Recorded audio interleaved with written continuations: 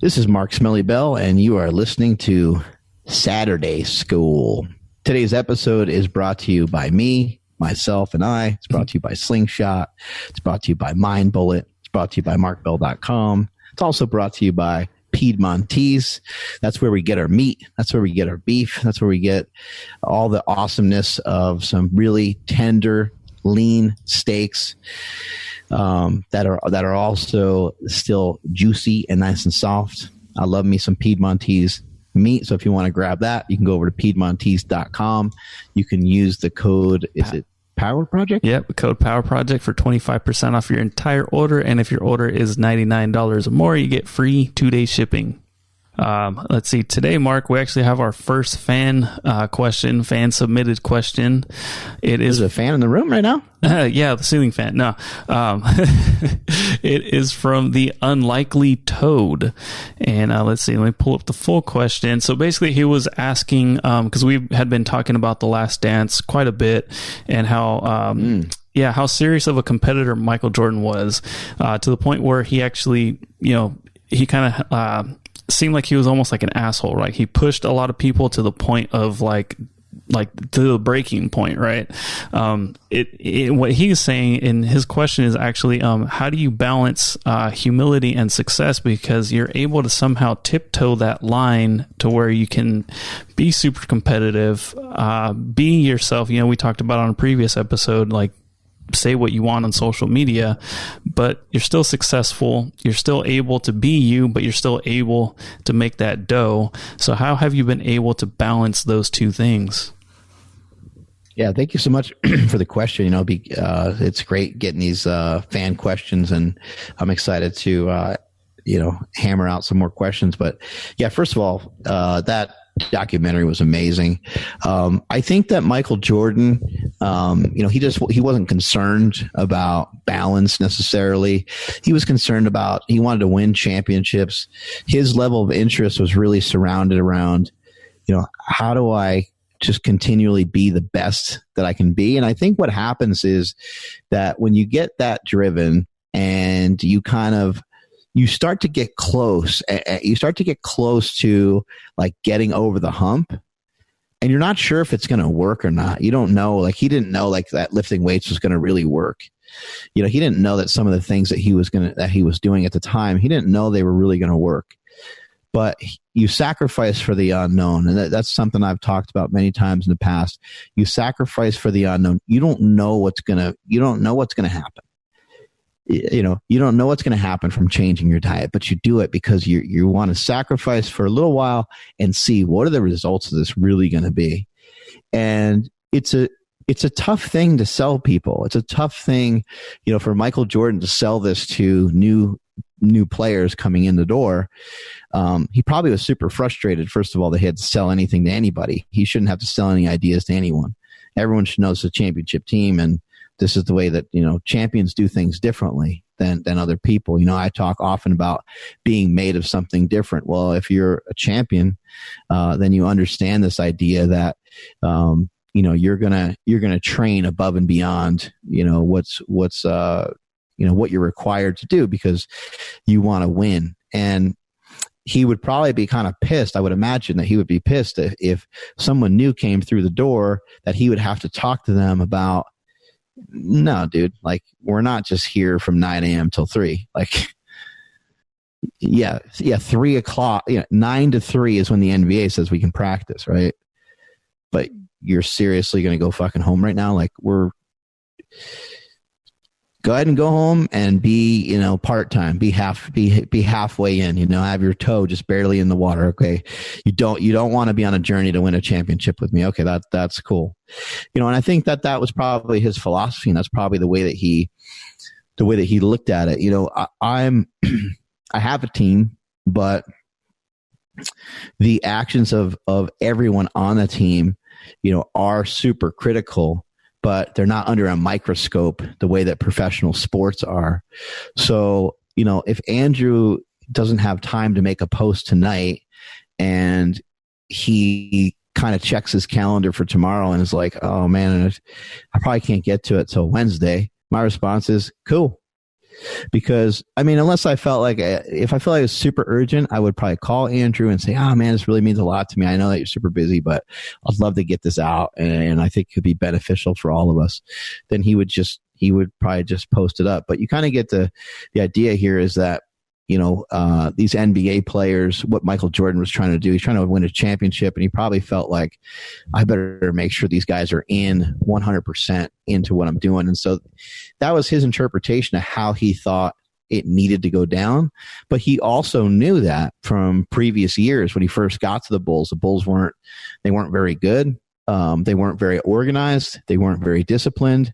They were all the opposite things that you saw Michael Jordan do. Now, sometimes people that are under you will watch what you're doing and they'll learn better ways of doing things. For example, Bill Belichick is the greatest coach in the history of maybe all sports, but at least at the moment, he's the greatest coach in the history of football by a long shot. And the way that he became that way was his dad was a coach, a football coach. He saw the great things that his dad did. He also saw the error in his dad's ways at a very young age. He also coached under a lot of great coaches once he got to the NFL. And he also had some very humbling experiences. He was a coach under Bill Parcells.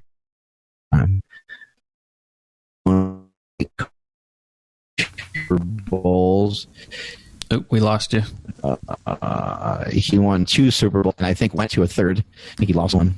So we lost you for a second there. Checking it out? Yeah. So, No. So Bill Belichick coached under, I think you said Bill Parcells, and then that's where we lost you. Bill Belichick. Yeah, Bill Belichick coached under Bill Parcells. And, at that time, Parcells was amazing, but he learned a lot from Bill Parcells as well, because Parcells was, very, very aggressive, like overly aggressive. And Belichick just learned, like, man, he knows how to drive people, but he's a little too nuts. He's a little too crazy.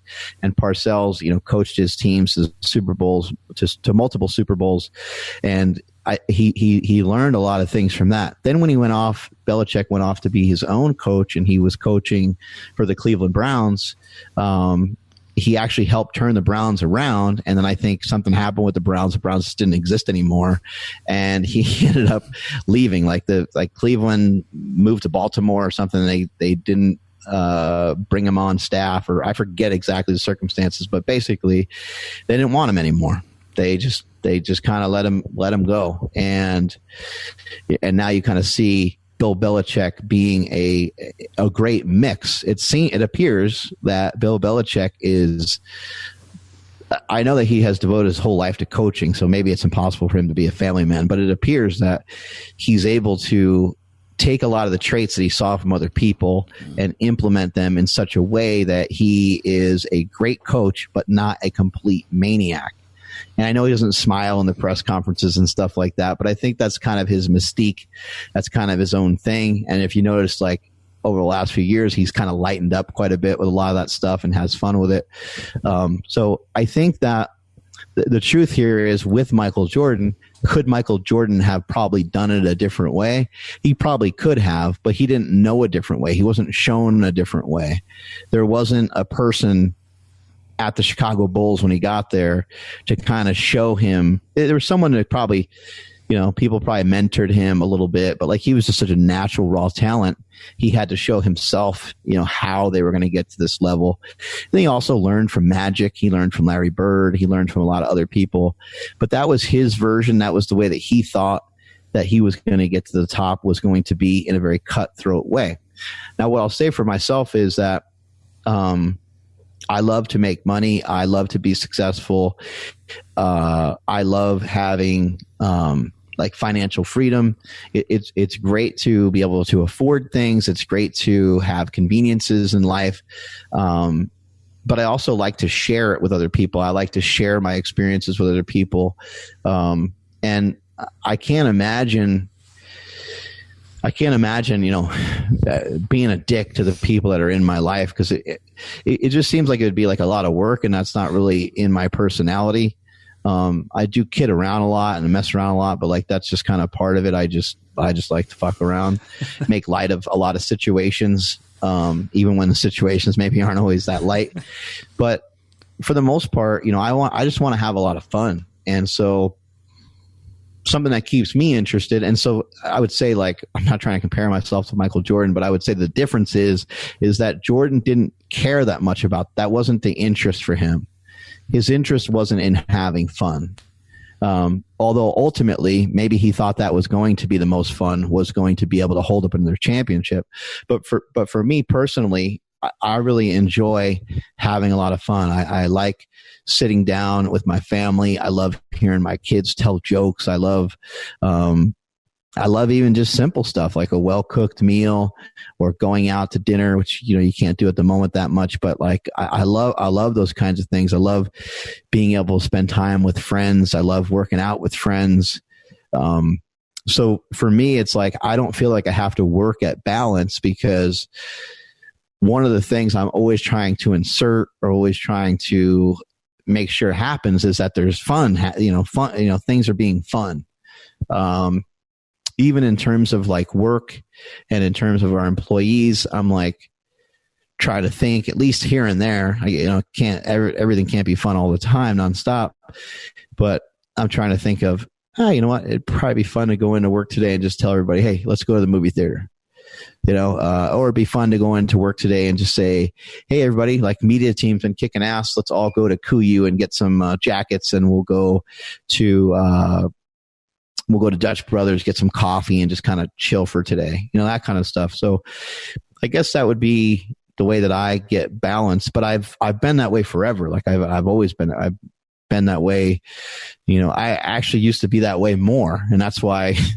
Like a couple of years ago, I think, you guys had me laughing really hard about something. And I said, I haven't laughed in 4 years. And that's like Jessica's, I think it's all your guys' favorite quote. And I was serious though, is like, I don't enjoy myself nearly as much, is because, things are just more serious. I have a bunch of employees I'm responsible for, and, there's, it's a big business and I want it to be successful. So I'm not overly stressed about it. But I do think about it often, and I do want to see it succeed. I feel like I'm at the point now to where I can definitely have a lot more fun, since I've been, slowly but surely removing myself from a lot of that. And ultimately, I guess my whole point here is, and to answer the question maybe more specifically, is just follow your interest. Don't get yourself stuck. Don't get yourself caught up in bullshit. Don't get yourself caught up in talking to people that you don't want to talk to, being in conversations that you don't care about, being at parties that you don't care about, having stuff that you don't care about, driving a car that you don't care about. Like, you either drive, I'd say you either drive like a piece of shit car, or you drive something that you feel is going to, make you happy. It's something that you feel like, that you dig, like, it doesn't have to be expensive, but it should either be there's a clunker that just gets you around barely, that's just safe enough to get you where you want to go. Or you have something that kind of fits your idea of what it is that you really want. Like, otherwise, why work so hard? Why bother to try to put up points on the scoreboard every single day?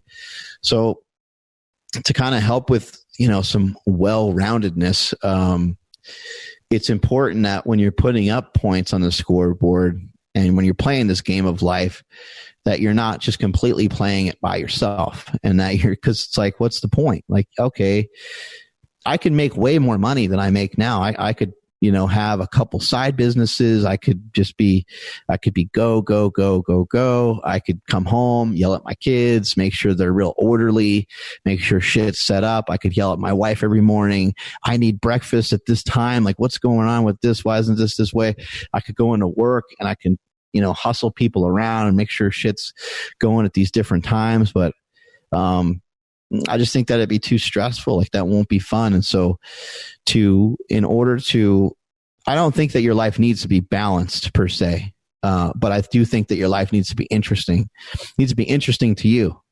Doesn't matter if it's interesting for anybody else, but it needs to be interesting to you. but you also need to be careful with how much of just your interest you follow, because at sometimes that can compromise relationships that you have. So, for example, let's say you have an old buddy that you used to hang out with and you used to drink with all the time. Well, now your interest has shifted over into, am I still there? Yep. And now your interest has shifted over into bodybuilding, and you no longer do any of that shit anymore. Now you're focusing on your baked potato and your chicken breast and your broccoli and stuff like that. And your buddy's like, dude, like, you become super lame. I'm not into that. You could even go so far with that to where it hurts your relationship with your significant other. If all of a sudden the main thing that you're into is racing cars and you're never home anymore, and you're into, trying to figure out a way to make your car faster all the time, well, that's not very healthy. Like, even if that makes you money, it actually could be worse, because if it makes you money, it's even more of a trap. And again, to go back to what we said in a previous Saturday school, materialistic things, they don't fill you up on the inside, and that's the most important thing, is that you have to make sure that warm, like, feeling that is impossible to describe. You can't even describe it. I can describe giving you $50. I can describe buying you a nice present. I can describe that very easy, but it's the things that are tough to describe that are usually some of the most powerful things in this world. And when you think about, like, something that really like warms your heart, it's never, I can't think, I guess usually something that warms your heart is something that comes from more of like a feeling, because you're kind of wrapped up in this particular moment where somebody did something for you that was so kind, and so those are the things that you want to really try to, those are the things you really want to try to follow. And if you think about, if you're just always thinking about money, or you always think those things, they really won't fulfill you the way that you're looking for. Because you can go out and buy a bunch of shit, but it's just a bunch of stuff, and you can't go anywhere with it. You can't, the brand new car that you just bought, or whatever it might be, right? That car is not going to go around telling stories about you when you're dead. That car is not going to carry out some sort of legacy for you. That car is not going to pass on your genes. Like it literally has nothing to do with you. It's a piece of metal that was, formed in a specific way that you thought was cool, and so you purchased it. And so I think, to live a complete life, to live a full life, there's a bunch of different things to consider, but I think, one of the main things to consider here is you really want to follow your interest with everything that you have, but also be a little understanding that if you only have one interest, you only have one thing that you have your eyes on, you could lose a lot of other shit. And I think that's the thing with Jordan, is he didn't care. He didn't care if he lost other shit. So he didn't care how he acted, because he knew that what he was doing was going to get him to where he wanted to go, and he didn't care the consequences of it. I love it, man. What I really liked back there is, I remember there was times where I had, whether it's like a family function or something, just be like, man, if I was just locked on an island by myself, I can get so much more work done. I can accomplish X, Y, and Z. I can blah, blah, blah. You start playing all these scenarios in your head. But what you said is like, well, you still have to have fun. Like, what good is all that if you're not fulfilled? And that's exactly what could have happened, like, oh, okay, cool. My pictures maybe would have got more likes or whatever, and it just wouldn't have led to ultimate fulfillment and happiness. So for me, that was my biggest takeaway out of, everything that I heard today. It's just kind of like living a little bit, but still, like, just, I don't know, man, that was great. I loved that. So thank you. Yeah, man, I also, I love that documentary. So I think that was a, really good question that we had come in. And I if we try to just always take things back to, there's just like a couple principles. Most happiness comes from being able to solve a problem, However, sometimes you're so busy solving a problem that you don't realize it's like, dude, you already, the problem is you solved the problem 10 years ago. You know, there's one of those comedians who says, he's like, you ever see one of these guys at the gym? He's like, they're all chiseled, they're all jacked. He's like, they're wearing a tank top and you see the shoulders popping out everywhere. They got veins. They look amazing. They got a 6-pack. And you're like, dude, just go home. Like, you won already. You know, you already figured it out.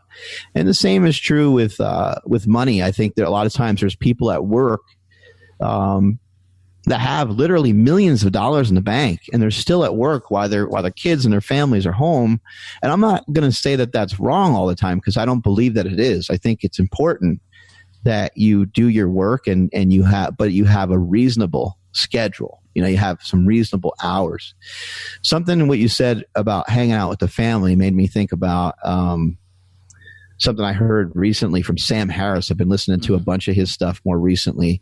Making Sense podcast. Unbelievable. Sam Harris is unbelievable. You guys need to check out some of his stuff. He's been on Joe Rogan a couple times as well. Really, really smart guy. Hoping to get him on our show at some point. He might be too fancy, too smart for us. I don't know. We'll figure it out. But he said this.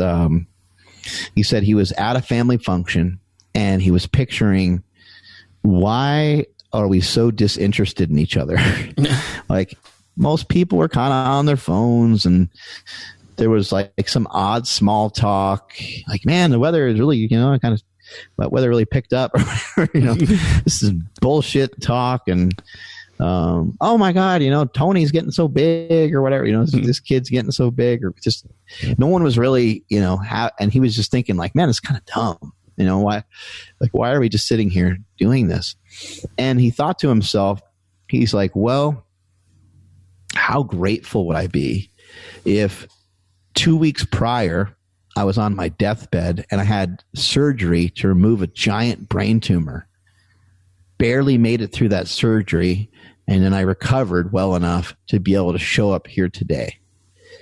And he said, I would imagine, and he imagined what that would look like. Like, he would sit there and other people would come up to him and hug him and cry and be like, Sam, we are so thankful that you're still here. This is unbelievable, man. Like, that was a hell of a journey, man. We're glad you were able to fight through that. I hope the flowers I sent helped, or I hope the card I sent helped. I hope visiting you in the hospital. I don't know if you remember, but I was actually there, and the doctors said it looked pretty good, so we were all really hopeful, and here you are. And so he's thinking about like how amazing that feeling would be. And he's like, well, why don't I just pretend that already happened? Why don't I just be super thankful for still being here? Because he's like, I didn't necessarily escape a surgery from having a brain tumor or whatever, but he's like, I am still here, and I am thankful for these people, and I do love these people.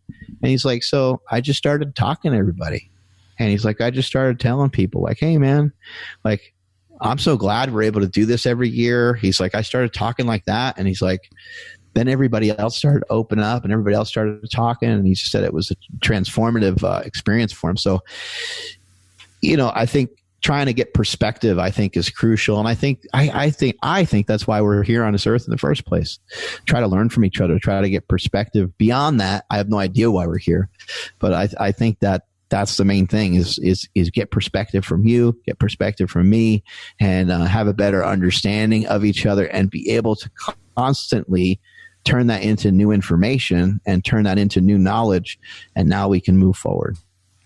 Bam. That was great. I love the perspective part too. Something happened recently. Someone in my family, they were really into what's going on in, other parts of the world. And, we couldn't even like have a full on conversation without them pulling out their phone or turning on the news.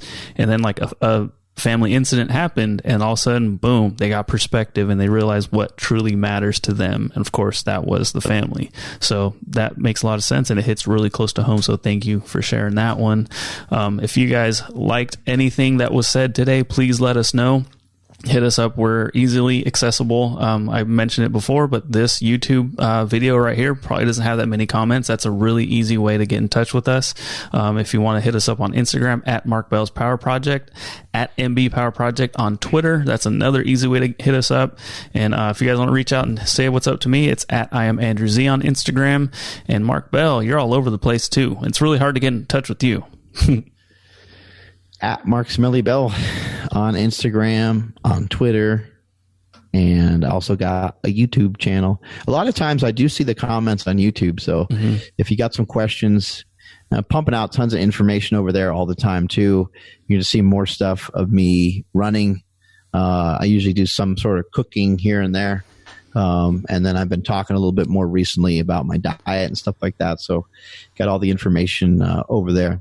Last thing I want to mention before we hop off is just I've been finding a lot of great information from Sam Harris, and again, I just want to encourage people. I don't.